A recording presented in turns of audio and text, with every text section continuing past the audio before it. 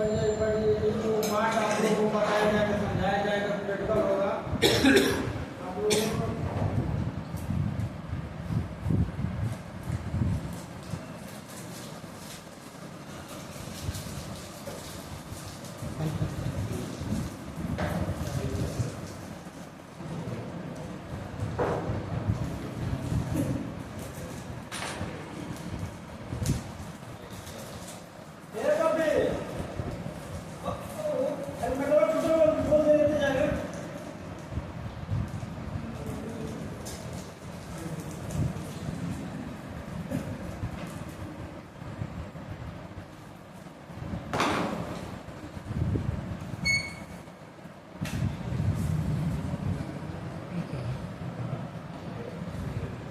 अच्छा, पाइप का मुझे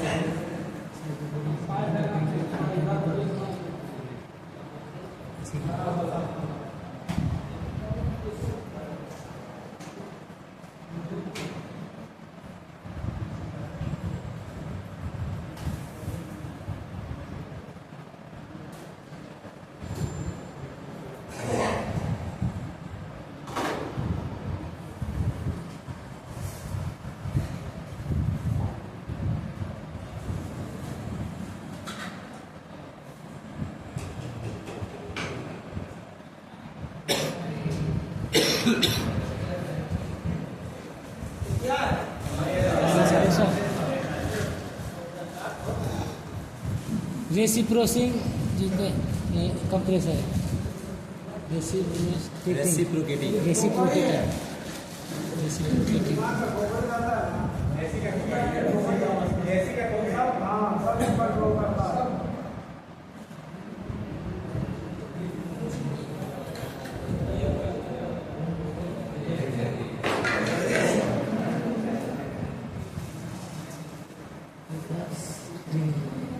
ये क्या है? रिले। ये OLP लग रहा है सर। ये होती है थ्योरी की ताकत। अगर थ्योरी कंप्लीट है तो हमें कोई भी यहाँ पे सामान जो रखा हुआ है नाम बताने की जरूरत नहीं है, देखेंगे और खुद ब खुद आप समझ सकते हैं, क्योंकि हमारा थ्योरी ही उस तरह का है कि टोटल प्रैक्टिकल है। समझ रहे हैं?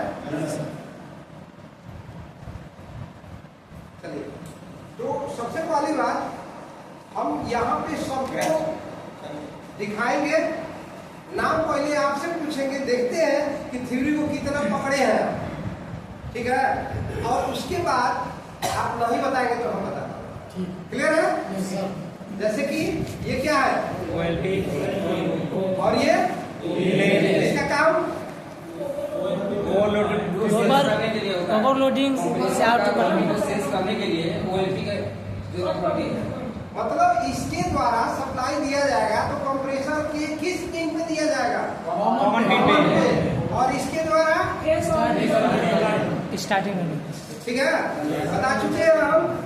अब यहाँ पे ये पिन है, यहाँ पे तो लगाने के लिए भाई देख लो, सीधे हमने बोला था पहले आपको OLP लगा देना है और उसके बाद रिले लगा देना है।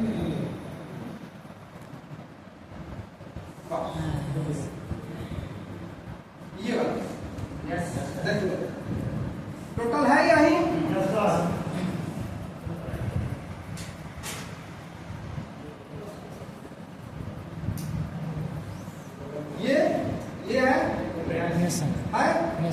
ये है ये याद होगा, इसमें कोई दिक्कत नहीं है? बोलिए।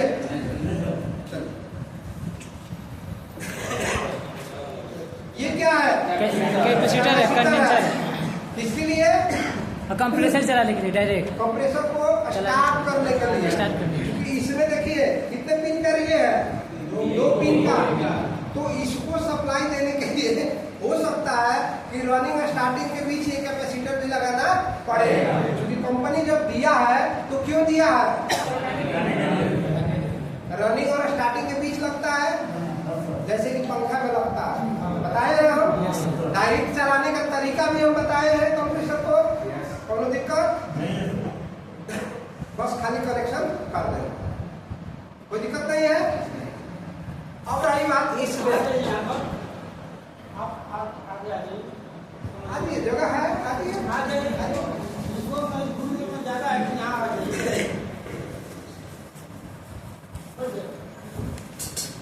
अब देखिए, ये आपका कंप्रेसर है, ये आपका इलेक्ट्रिकल कंपोनेंट है, मतलब इलेक्ट्रिकल भाग, और ये आपका मैकेनिकल भाग है।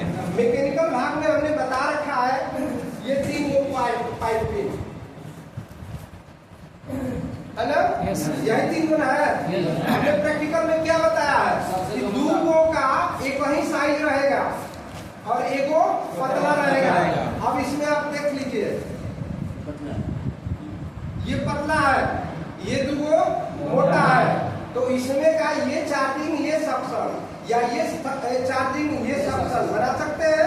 लेकिन ये पतला है तो ये कौन सा है? डिस्चार्ज कहाँ जुटेगा? ठीक है, ये याद रहेगा, इस पे कनेक्शन करना कोई बड़ी बात नहीं है। कोई दिक्कत है? बस मिले काम हो जाएगा। नहीं यस सर, इसको चेक कैसे कीजिएगा बता दिए हम। यस सर, चेक करने का तरीका, यस सर। चलिए, इसका नाम टेस्टर, टेस्टर, लाइन टेस्टर। इससे हम बिजली को टेस्ट करते हैं। जब हम उसमें लगा करके इस पर हाथ रखेंगे, न्यूट्रल देना पड़ेगा। जब तक हम न्यूट्रल नहीं देंगे ये जलेगा नहीं, लेकिन जब देंगे तो जलेगा। जब जलेगा तो हम समझेंगे कि लाइन आ रहा है, नहीं जलेगा तो लाइन नहीं आ रहा है। लेकिन एक चीज ध्यान रखिएगा कि न्यूट्रल में नहीं जलता, न्यूट्रल में जलता नहीं है।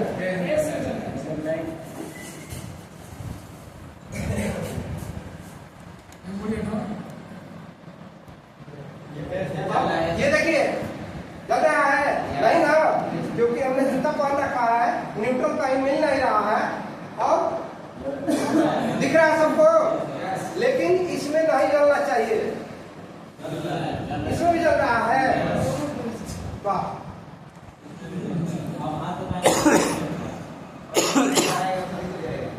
सर बटन ऑन इसलिए चल रहा है।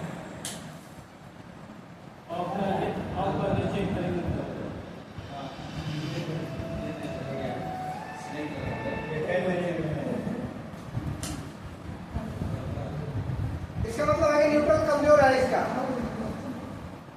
ठीक है, चलिए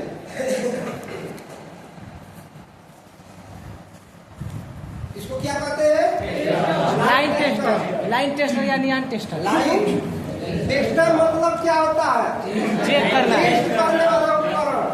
लेकिन ये किसको टेस्ट कर रहा है? लाइन को, फेज टेस्टर को कह देंगे तो सही है। नहीं। लाइन टेस्टर सिर्फ हमको लाइन टेस्ट करने के लिए ये है। क्लियर है?